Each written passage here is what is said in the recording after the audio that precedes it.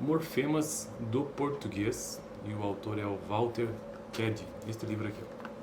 Então, nesse vídeo eu apenas quero falar sobre este livro introdutório que estou utilizando atualmente, inclusive, na disciplina de Morfologia do Português.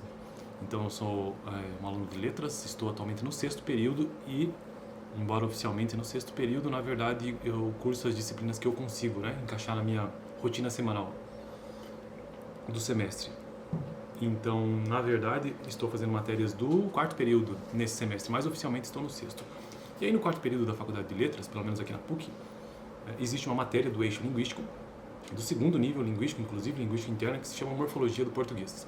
Morfologia, o nome da matéria completo eu não vou lembrar exatamente agora porque muda um pouco, mas o fato é que ela trata de morfologia, o estudo dos morfemas que compõem as palavras. Então, a professora está utilizando diversos livros para tratar sobre essa temática, mas o livro introdutório que ela está utilizando, e eu inclusive nós estamos nele atualmente, é este livro aqui.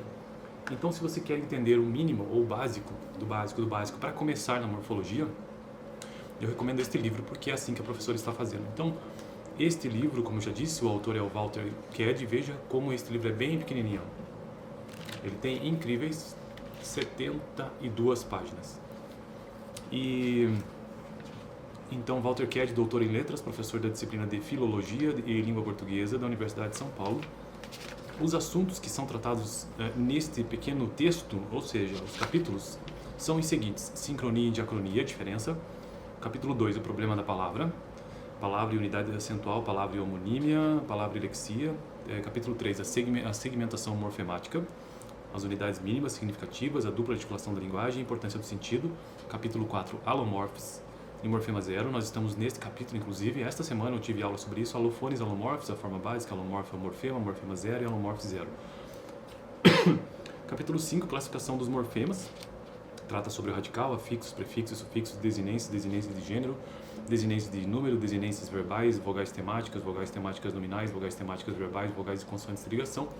Capítulo 6, classificação dos morfemas, morfemas aditivos, morfemas subtrativos, morfemas alternativos, morfemas reduplicativos, morfema de posição, morfema zero, uma conclusão, exercícios e um vocabulário crítico.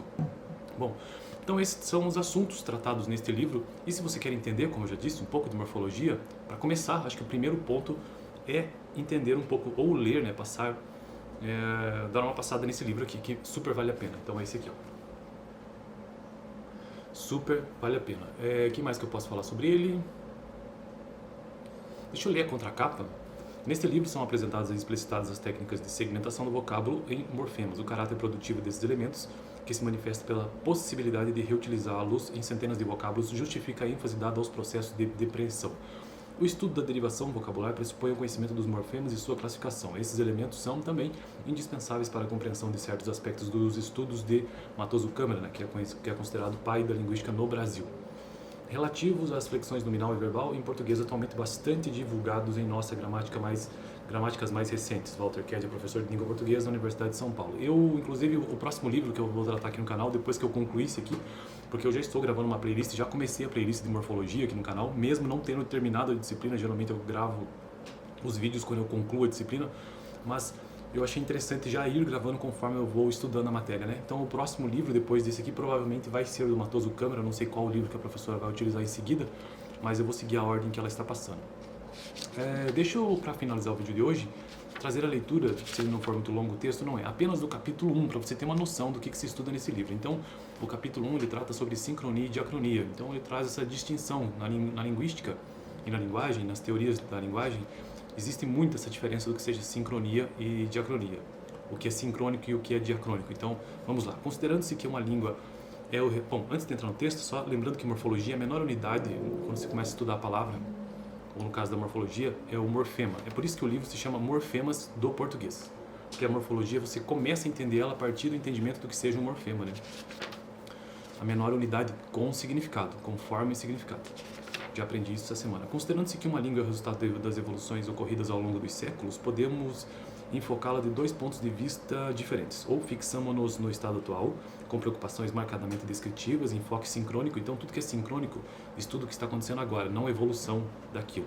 ou procuramos compreendê-lo no processo evolutivo, acompanhando-a desde as mais antigas fases até hoje, o que se torna tanto mais realizável quanto mais dispusermos de documentos escritos na língua em questão, ou seja, um enfoque diacrônico. E não julguemos, todavia, que a utilização de uma ou de outra postura seja uma mera questão de escolha. Sincronia e diacronia podem contrapor-se quanto a métodos e resultados. Tomemos, a título de ilustração, o verbo por. Nossas gramáticas consideram-no como uma anomalia da segunda conjugação. Realmente, a evolução histórica da língua portuguesa confirma esta observação. O verbo ponere, em latim, evoluiu normalmente para por, em português, conforme se pode observar na cadeia evolutiva. Ponere, ponere, poner, poer, poer e por.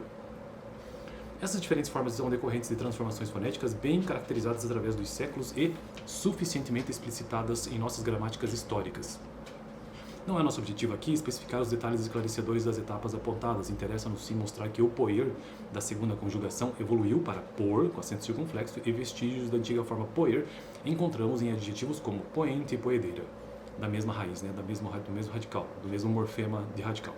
Podemos, entretanto, chegar à mesma conclusão se dispensarmos a explicação histórica e fixarmos-nos no funcionamento do português atual. Observemos, por exemplo, que algumas das formas conjugadas do verbo por apresentam a vogal temática e de segunda conjugação. Pusemos, pusera, pusesse. Então veja que a própria conjugação, Acrescente também que as três conjugações do português constituem paradigmas caracterizados pelo fato de serem representados por vários verbos pertencem à primeira conjugação, verbos como amar, cantar, falar, etc. Beber, comer, correr ilustram a segunda conjugação. A terceira conjugação é representada por verbos como existir, partir, sumir. Então nós temos primeira, segunda e terceira conjugação. Não existe quarta, Quando você escuta essa palavra por, talvez surja essa dúvida de que por é de quarta conjugação. Mas isso no português brasileiro não existe.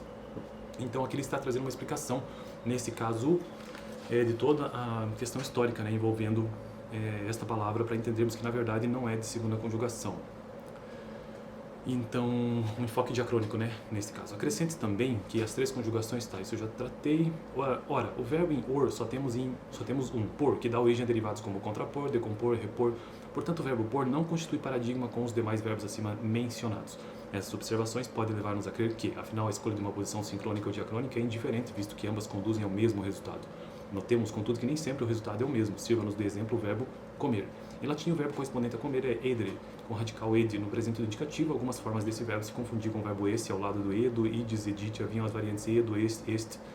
Com o objetivo de diferenciar mais esses dois verbos, o latim vulgar na Península Ibérica antecederá o primeiro de um prefixo cum, que exprime companhia, e o resultado cum edre, em virtude de uma série de transformações fonéticas, produzirá a forma comer.